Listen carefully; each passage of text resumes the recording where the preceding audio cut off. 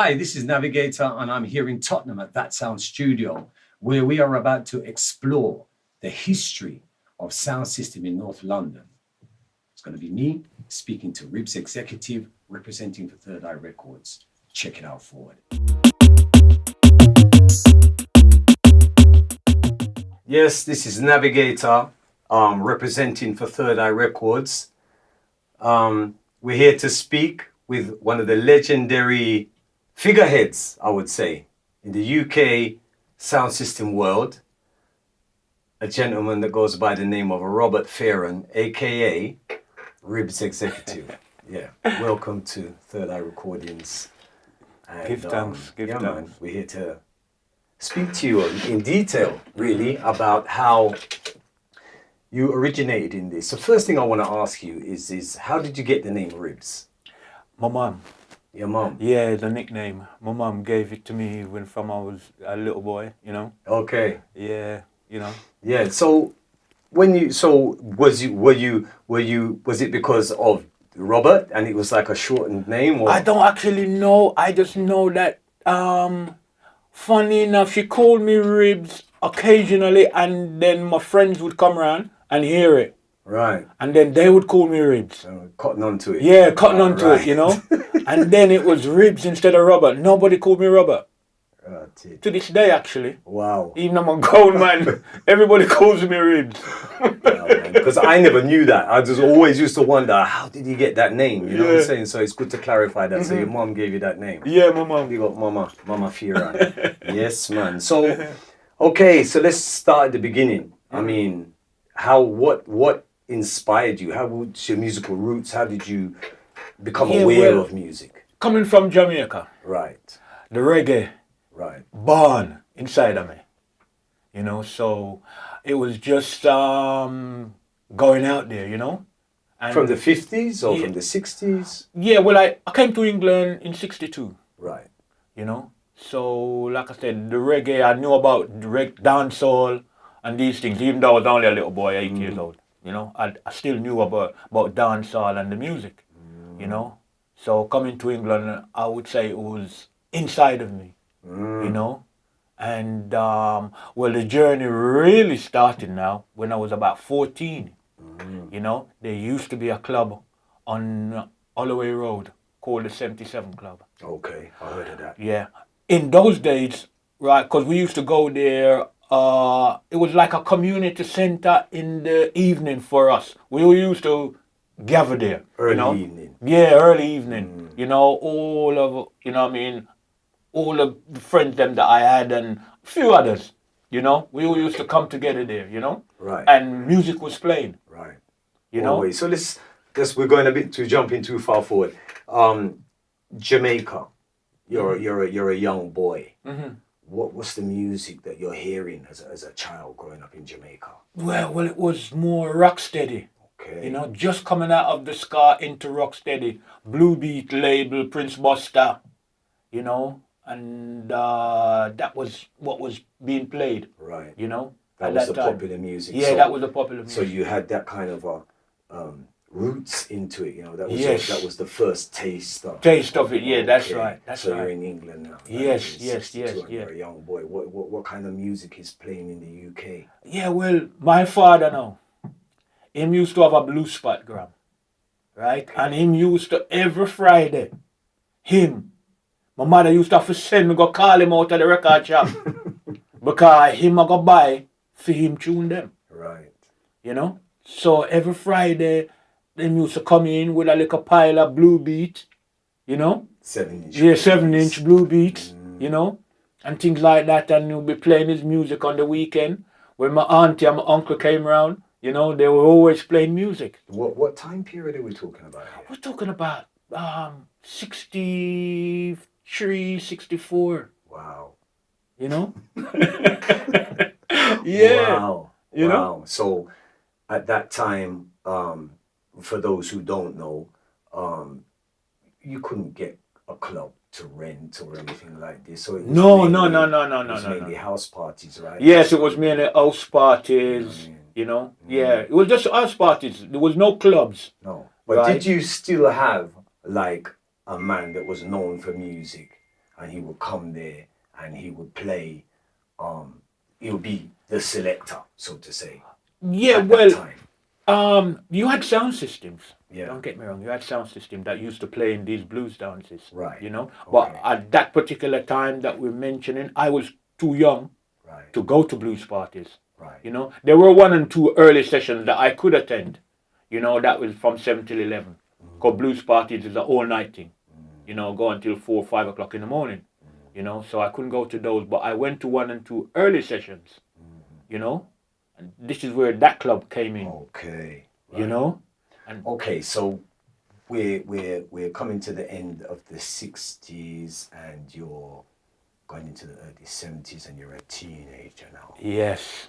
So during your school years, what was going on? How was your mind working in terms of music and your relationship with music? Yeah, well, that was just going to the odd parties and, well, my father, again, as I said, used to buy music. So I was hearing it all the time, you know, constantly, you know, buying his music, and that was my relationship with the music. Right. You know, just listening to what my dad used to go out and buy, Right. you know, Okay. and things like that. Okay, so now you're 14. Yeah, because you're saying that's the first Yes. time. So you're 14 now. Where you living? What area you living I'm living in Holloway Road. in? Okay. Yeah, Onsley Street, that is off Holloway Road. Okay. Yeah. Okay. You know? And you haven't left school yet, but obviously you want That's to right. You want to get into things. That's right. That's right. That's now right. it's I now didn't have content. long left in school anyway before they told me that, you know. So you're not- Yeah, wait a time. because you're not really focused on. No, I'm not really focused on that, you know. So at 77 Club. Yeah, the 77 Club. That was like a community center for us, Right. because in those days they didn't have community centers, right? Really, but that place was like a meeting place. You know why I say a community center? Because pure teenagers, Right. you know, used to gather there during the week. What kind of yeah. music? We used to hear the same scare. Rocksteady started to come in, you know, Blue and Beat. yeah, Blue Beat, you know, but it was mainly now Rocksteady. You know, with the Rocksteady era now, you know, early Alton Ellis, Delroy Wilson, and them out there, Right. you know. So I would say Duke Reach songs, Studio One songs, you know, was the main tune them at the time. Yeah. You know. Yeah. So is that also kind of when it morphed into Studio One and Sir Coxsone Dodd label, obviously, Yes. you know, Duke Reid, Treasure Isle? Is that when it Yes. starts to morph into Yes. that now, is that in your early That's to right. mid-teens? That's right. Yeah. That's right. That's right. It morphed into the Rocksteady these times, you know, because it was mainly that now. The ska was more. My parents now would be more related to ska now, Yeah. you know. But my era now that I'm 14, I'm getting more into the music. It'll be Rocksteady. Okay, right. So before we go any further, right, because we're going to really get into the really meaty part of what's going on, but I just wanted to speak about, because there's going to be a lot of junglist people watching this. Right. And you have a little brother, and his name's Desmond. Yes. Uncle 22. Even a lot of Yes. the people watching this won't even know who he is. Okay. But Uncle 22 is one of the pioneering producers in jungle, and he's your little brother. Yes, So yes. tell me a little bit about Desmond, man, how he came up and as a young guy. And Yeah, well, Desmond now, him different, you know. right. Right, he always had a different streak about him, you know. Right. Like he would go into a room with a crowd of people, but yet he would be one away. Yes. You know, he'll be in a corner by himself. You know, he never gravitated to reggae any at all. Right. You know, he just gravitated to what he gravitated to. That's the only way I can explain But it. he was hearing the You reggae, know, he was hearing it. Yeah, Yes, but it he was wasn't- hearing it. It was wasn't being his- played to him all the Yeah, time. yeah. He was hearing it. He always knows it. Of course. He always knows it, you know, but he was more, because to this day, he doesn't speak one word of Jamaican. You know? It Right. wasn't his thing. No, No. it wasn't. Yeah. You know, and I've never heard him. He just doesn't. That's true. Because I know him very well. Yeah. So So he grew up like that That's around right. you guys, but he was always up on a different tip. Yeah, yeah, which, that's right. Which then totally explains the reason why Yeah. he got into jungle and Yes, started making that different pioneering thing. sound. Because Yeah, he that's was right. like him, Lenny Diaz, and these guys from down in the underground record in Forest Gate. So Yes. for those of you who are watching this that are junglists, yeah, this is Uncle 22's big brother. Yeah, and this man is also responsible for definitely taking my career to another level, which we'll get to later on. Okay. So let's speak about the first sound system. I mean, before I go any further, I just want to explain to you that this man here is a legendary cornerstone, a father figure of sound system business in the UK. So sound system is also attributed to the birth of jungle because it's reggae as well. So now we're going to delve into the depths of reggae sound systems and how a man like this came up in the business. So speak to me about the first sound, and I mean, how did you get to even be involved in a sound system? Did you have your own sound system first? Was you around a big sound system straight away? No. How did that go? This club that was we used to go to, there was music being played there, but the music that was being played there, we had to take our music there. Like, Right. you know, 2 or 3 guys would bring the music. Right. There was a built-in set inside there. Okay. You know, so we took me and 2 other guys would take our music there, you know, and we would take it in turns Right. to play our songs.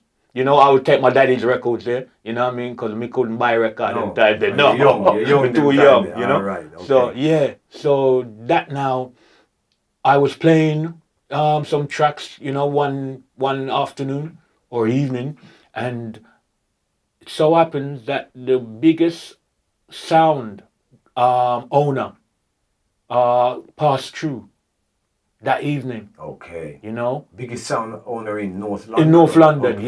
yes, in past you. You know, so what happened was he heard me playing, you know, and he came over to me and he said, I like the way you're playing. You know, would you like to join my sound? You know, I knew who he was, you know. And his So name was Sir Fanso. Sir Fanso. Yeah. And for those of you who don't know, Sir Fanso is like one of the original names in Tottenham area for sound systems. Yes. And we're talking about our era, because obviously there were sounds before. Yes. But we're talking about the origination of our era here. Yes. And this man is an elder for me, Ribs is an elder for me. So I grew up under his guidance and nurturing. Right. So Fanso was Yes. like the top sound at that time. At that time, what, yeah. What year are we talking about here? About 65, 66. I was like 2 years old. I've got no clue. Yeah, so tell me about Fanso, because I've heard over the years. but No, Fanso, I mean, he come from Jamaica as a original sound man. You know, so obviously he built a sound in England. You know, and things like that. He was getting his music from Jamaica, you know, playing at the blues parties, because he's an elder to me. You know, so he was playing at blues parties in Finsbury Park, Tottenham, you know what I mean, these areas. You know, he was the champion sound for North London. You know what I mean, at the time. So he saw you're playing the music, he likes it. Yes. And he says, do you want to come and play on the sound? Yes. So what happens next? You know, so I just said yes, you know. So okay, when I started to go to the dances with him, I first had to learn how to wire up the equipment. So we're talking technical now. Yes, you know. So you're a selector, Yes. you know music, Yes, but you can't play this sound until no, I can't play this sound until I know how to wire it up. Okay. You know, so I had to learn that. You know, so I spent 2 years learning how to wire up the sound. Because when you go into a building, you have to know where to put your speaker boxes to get the right acoustics, the right sound. You have to know all of these stuff. So I had to learn that, you know. So when I learned that now, and when I finished wiring up, I used to stand up next to the record box now. And when he's selecting, right, he passed the record in to me when he's finished playing it. I used to look on the label, so I know that artist was who just sang that tune. So I got to know Alton Ellis' voice, Delroy Wilson's voice, you know, and these things, because I'm putting the record into the bag, you know. So I spent 2 years doing that. Learning, paying Yeah, just attention. learning. Yeah. Just learning. Wow. You know? So, because you have to know, you have to know these things. How old was you then? I was about 16, 17. 16, 17. Yeah. So you're watching Fanso, you're learning. Yes. When do you eventually get to play on the sound? Yes, well, when I first got, what he used to do, we used to take the sound like blues dance, yeah? Wire up everything, then he used to go away. So I would be the warm-up selector. Right. You understand me? But what happened is, he used to hide the best music in the bottom of the box. Sometimes he took them with him. So I had to learn to select from what's left. Right. I used to get cursed. Because obviously people come to the dance and weren't hearing what they wanted to hear. Because you never had to tune them. Because I never had to tune them. But I couldn't be telling them that the guy gone with the music or whatever. I couldn't do this because he's the boss. Right. You understand me? Right? But that helped because I became good from playing what was left. I had to. Because they used to curse me. Wow. You know what I mean? Boy, the boy not playing a record. And who the boy, you know. Because you ain't The got boy, the... Fonso, when he came now, you know, boy, Fonso, take off the boy not playing a tune. And, you know, so I had to learn how to play from, you know, what was left. Right. You know, so when Fonso came in now, you know what I mean, things was nice. Right. You know, see? So, did you ever get to play the Yes. proper selectors there? Yes. You know, Eventually you Yeah. graduated. until I graduated. That's right. And he could leave me now. He could actually leave the music now. Yeah. Because then I realized that a dance has a beginning, a middle, and an end. And the tunes them that you play in that order. You have certain tunes you play in the beginning. To warm up. Yeah, to warm up. Certain tune when the crowd is there. Right. And when the people are tired and start to drift, a certain type of tune you play there too as well. Okay. You know? So I learned all of this, you know, and he realized that, so he used to just lead me to select, Right. you know, Okay. and things like that. But he wanted to go back to Jamaica, Okay. you know. This is about 68, 69, Right. you know, right about that time. Okay. You know, he decided that he's gone back to Jamaica, Okay. you know, so. And that's when you start to gravitate towards Fat Man? Yes. Okay. Yeah. So Well, for fairly those who to don't while. know, before we go any further, Yeah. for those who don't know, Fat Man is also another cornerstone sound from Tottenham area. I more know about Fat Man as a more cornerstone sound system from production, clashes, records, artists, and you know, that was like the Yeah, man, one of the big thing. legend them Yeah, that are so, England, Fat Man. yeah, so. but we're early days Yeah. here now. We're early days, and Yeah. you've made this transition over to Fat Man. So how did that happen? No, well, I Fat Man built his sound. I wasn't the first selector for it. He had another selector, you know, and he built his sound. And I was hearing about this Fat Man sound because when Fansa left, I didn't have no sound to play. Okay. Right, so for about a year and a half, Yeah. you know, I was hearing about Fat Man sound. Okay. Right, Fat Man used to follow Fansa sound. Right. And when Fansa went to Jamaica, Fat Man decided to build a sound. Mhm. You know, I knew Fat Man because he used to come to Fanso. And do The- what? Just and chill. DJ, you know, toast. So Them he- time so we used to Fat call Man it was a toaster? Yeah, Fat Man was a toaster. Originally, Fat Man was a I toaster. never knew that. Yeah, back in those days. I never knew that. Yeah, Wow. you know, Okay. so I knew him, Okay. you know. But, and so when Fanso left, Fat Man decided to build a sound because there was a gap there, Yes. you know, because the rest of the sounds wasn't up to that scratch. There was other sounds there, but they weren't up to that standard that Fanso had. Okay. You know, so if you followed Fanso sound, it would be like something missing. Okay. You know, so anyway, Fat Man built his sound and was playing out for about a year. I'm hearing about Fat Man sound because he's doing well, Right. you know. So I decided that I'm going to go and listen to this sound myself to hear, you know, what it's like. Right. You know, so anyway, I went to dance one night. When I reached there, it was in Finsbury Park, Ennis Road. Okay. Yes, when I reached there. Another legendary. Yeah. I've heard the stories. Okay. Yeah, man. When I reached there now, you know, he had just arrived, funny enough, right? This was about 11 o'clock, you know, which was late for a sound to arrive at a blues in those times, you know, because blues dance was from around 9, would finish about 4 o'clock, Okay. you know. Anyway, Fat Man came along about 11 o'clock and he was on his own. There was nobody with him.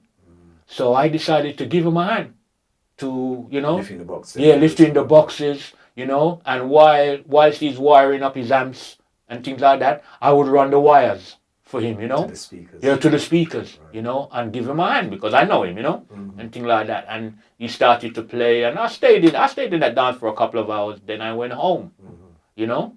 The following week, Fat Man was playing again near where I lived, you know. So I went to the dance again, you know, and spent more time around him and the amplifiers and things like that, you know, and Studying. yeah, and he asked me to play a few songs, you know, while I was there, which wasn't a problem for me because I knew I would know the songs, read the label, I would know the artist and everything, you know. So I did, you know, and while I was doing it, a few of the followers, Fat Man followers, came in and were saying, yes, Fat Man, he's the guy you want to play your sound, you know, because Fat Man is more a toaster, more than a selector. Right. Okay. You understand me? Yeah, and they knew of me from Fansa days. Okay. Yes, you know, and so Fat Man said, "Oh, yeah, man, him never get to play my song." Okay. You know, Yeah. so Fat Man asked me, and I said, "Yeah, man, no problem." You know, 67, 68? that was 69? about 16. That was about 69, 70. You know, Okay. yeah. And by then that what? time. The music started to morph again after Ye- that. Yes, it started to morph again, more moving towards the reggae. Right. You know, Yes. moving out of rocksteady more into reggae, Reggae music, itself. yeah. Yes. You know? Examples of records, maybe? Yeah. Well, those artists, original artists like your Delroys and your Alton and so forth. Yes. Alton Ellis. Yeah. We had newer artists them coming because those guys were been around for a little while now. Right. Right, from the rocksteady era. Yeah. You know, see, so we weren't hearing so much of their songs. We're hearing more newer artists that's coming out of Jamaica. Right. You know, your Johnny Clarks and, you know, a few Johnny others. Osborne. Yeah, Dennis Brown. Sugar And Minott. yeah, Sugar Yes. Minott, yes. Yes. You know, and things like that, you know. Barrington. Yeah, and like I said, the music now, because there isn't really a lot difference between rocksteady and reggae, you know. Okay. It's just that different studios improved equipment-wise. Okay. So the sounding of the music, right, basically, you know, changed. Right. But it's still the same principle. Right. It was still played under the same heading, same principle. Okay. You know? So now, so at this stage, you're honing your skills as a selector. You know how to read the dance. Because Yes, you we already know that. How to begin. At this stage, yeah. What to put in the middle. That's and right. What to play at the Yeah, end. I know the whole thing. And you've got Fat Man as your mic man, and here we go now.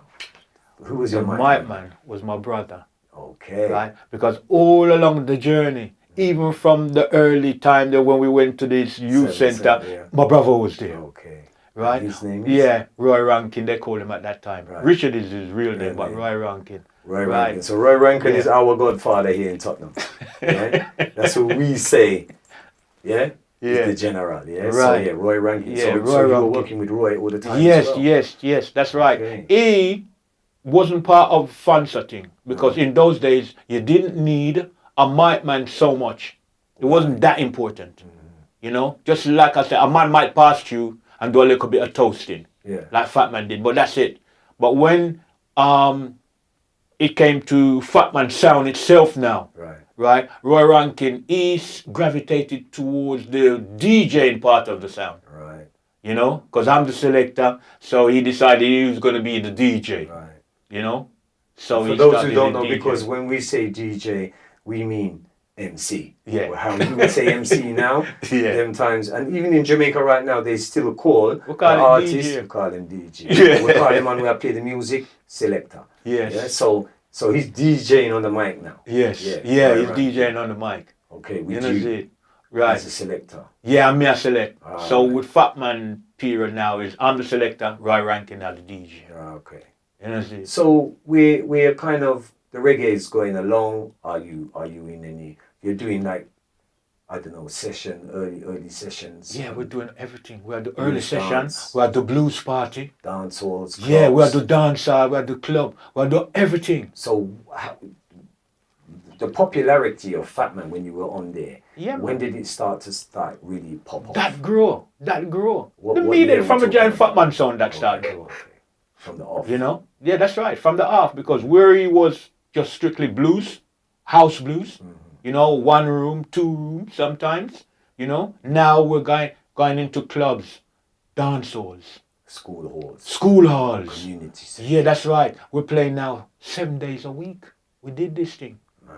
you know, from them time there, Mad. you know. So the thing is gravitating, and we gravitated to dub. Right. You know, Fat Man music when nobody else can play. So let's speak about dub, because for me that was kind of like when I know about all of that, what was before, because I grew up as a kid in the 60s and I saw it all, but when it really started to become my personal preference, it was dub music, which was like instrumental reggae music with not a lot of vocal. Well, you'd have your vocal and then you'd flip it over and have the instrumental, Right. but we still Original had a lot of dub Right. music. Original dub actually came from the vocal and the version, and we called that a dub because it wasn't released, or it wasn't on pre-release. Exclusive. It was exclusive. Right. It was just something that you alone had.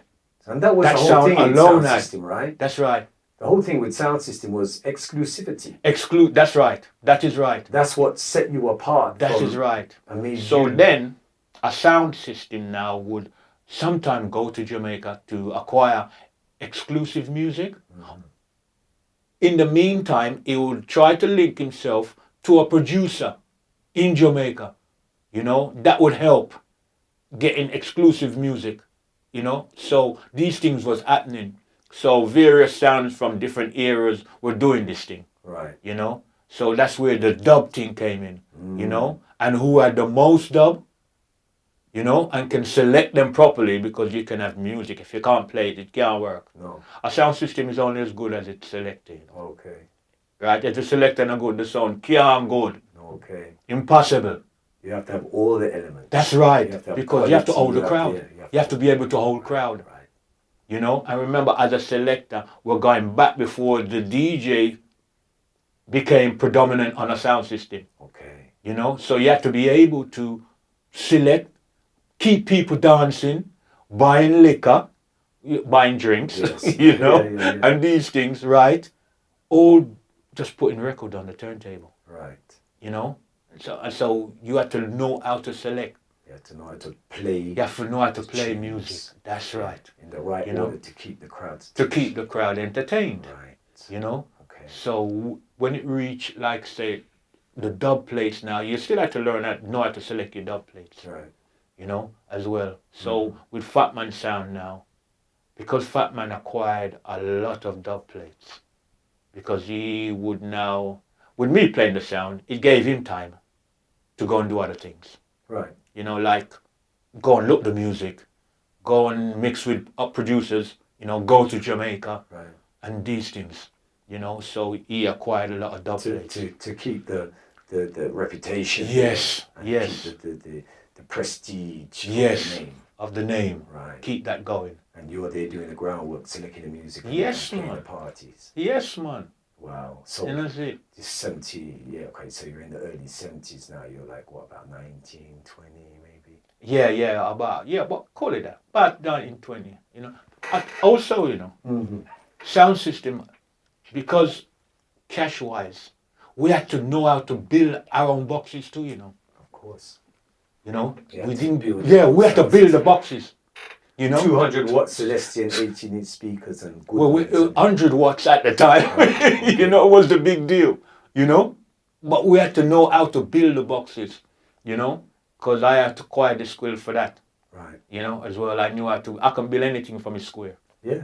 you know. Yeah. So yeah, you have to 'Cause learn all of if these I'm things. honest with you, when I first came into sound system, it was always going around somebody's house and seeing a guy there in overalls and speaker boxes Yes. and circuit boards with Yes. capacitors and That's resistors right. and soldering iron. And I'm looking at these guys like these guys are flipping scientists, bro. Like they build the whole thing, That's preamp, right. everything, To valve know. amp. I Yes. seen all of that and I was like, wow, it's like it's not just you go to a dance and play music. You actually have the technical skill of knowing how Of to knowing actually how to put build. this stuff together. Yes. It's amazing when you think about it. Yes. It's No, we really had to amazing. do. You know, and the more you know, is the better your sound is. Because back then, what I found was every sound sounded different. They had their own Yes. tone of bass, their own That's the right. way how their top sounded, their mid range. That's right. You know how heavy the sound was, the depth or the mid range of it. It was That's that was right. all part of it because That's you right. had There were different builders too. right. You know, the guy who built the amplifier. Yeah. You know, and so you know that builder, all of his amps will carry a certain sound. You know, Right. another builder, his amps will carry a certain sound. You know. So tell me about the first dance you can remember, right? Where you like properly bust the dance. Like you're in there, you're playing the tunes, and then you just drop this thing and you get this almighty response. Maybe because back in the day, I'll tell you this what Okay. I remember. One sec before you go any Yeah. further. What I remember is that sound system was highly competitive. Mm-hmm. It wasn't billed as a clash, Mm-hmm. but when two sounds string up, it's on, right? Yes.